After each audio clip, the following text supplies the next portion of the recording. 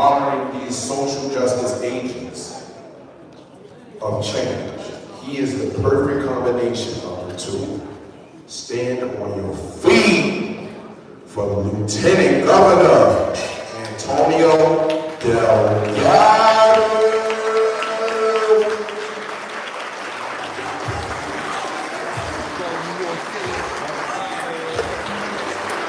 Thank you. Appreciate all of you.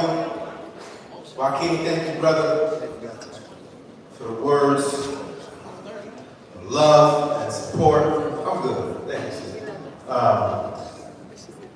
Sandra Adams, thank you for being the heart of Ruff Ryders to the rescue, to the entire rescue team, to the Dean family, of course to Adrian Fellow, to all the honorees for your commitment to the community, to my colleagues in government, Congressman Esquiat, Assemblywoman Inez Dickens, Senator Cordell Clear. I just want to tell you it means a lot for me to be in this room tonight with you as your keynote speaker. Especially with the theme being hip-hop and social justice. As noted, I used to be an MC. I'm not going to stand up here and rap tonight. But I will say I've written a few bars in what I'm about to deliver here.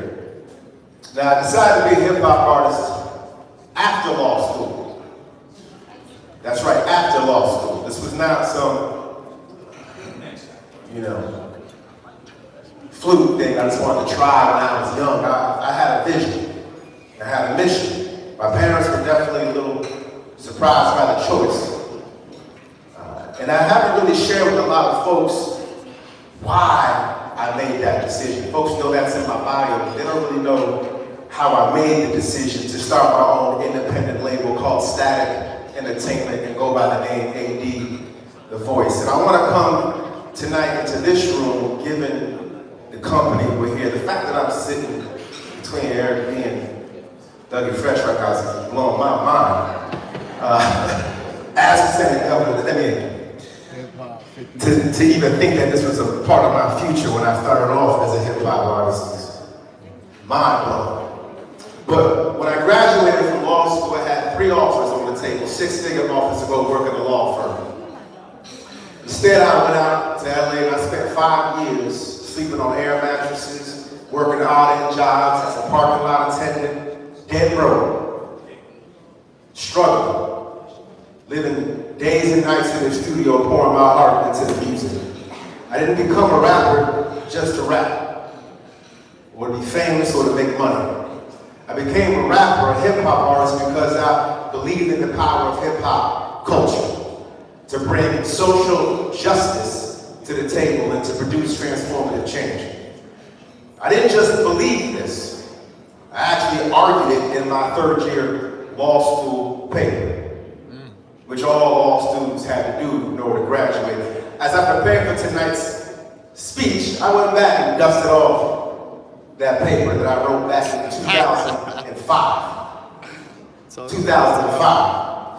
And as I looked at what I wrote, I believed back then that social movements for justice require a space in which the ingredients for transformative change may be cultivated and then mixed together, resulting in a recipe for shared power and collective determination. Now, during the civil rights movement, that space was the church.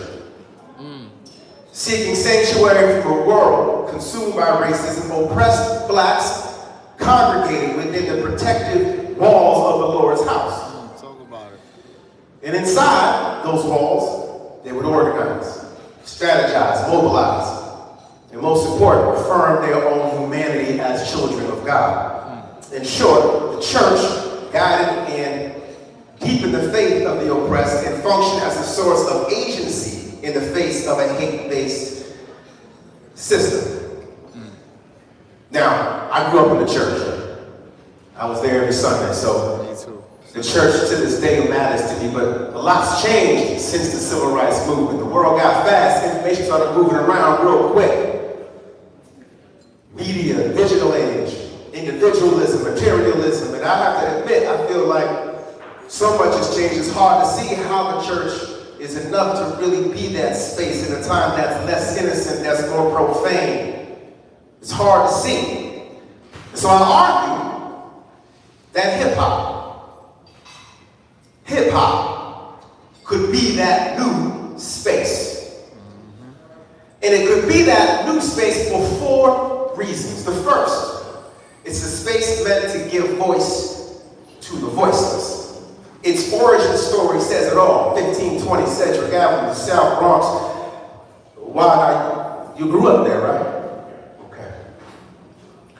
This is the essence of the music. It came from the margins, and if you know the story, you know that part of what was going on during the civil rights movement, where we had a lot of communities that were put front and center, that were deemed appropriate to be integrated into larger American society. So a lot of the voiceless were the ones that were swept behind in that movement. It was a tactical move, strategic move that was necessary, but the hip-hop generation was the generation coming up behind it.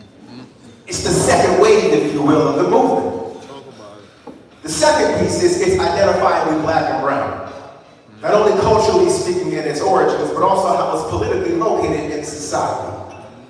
This matters because any space for transformative change must be conscious of race in a meaningful way. We can't talk about color blindness if we're talking about racial justice. During the first wave of the movement, the civil rights movement, the strategy was centered on being treated civilly, being included, integrated through assimilation, if you will. We put our best foot forward in that aim. Clean-cut, respectable, well-mannered, law-abiding individuals. But what about the criminal element born of the very social conditions that we were being subjected to? Mainstream America was okay with integration insofar as Black Americans could easily transition into the larger system and not bring into question the underlying assumption informing the system that it is somehow colorblind and truly democratic. Perfect. The third reason hip-hop could be a new space is it's identifiably black and brown, but has the effect that transcends race. We know that. That's almost self-explanatory given the impact of the culture today.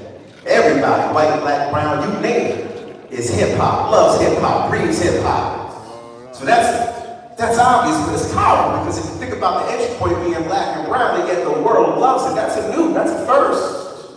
To be able to lead in that way and then have universal appeal. We set the narrative. We have the ability to define the terms of what it means to be a democracy. We have that capacity so much so that we can help our poor white brothers and sisters see the solution in us rather than being scapegoated because they have the same dynamic going on in the economic aspect.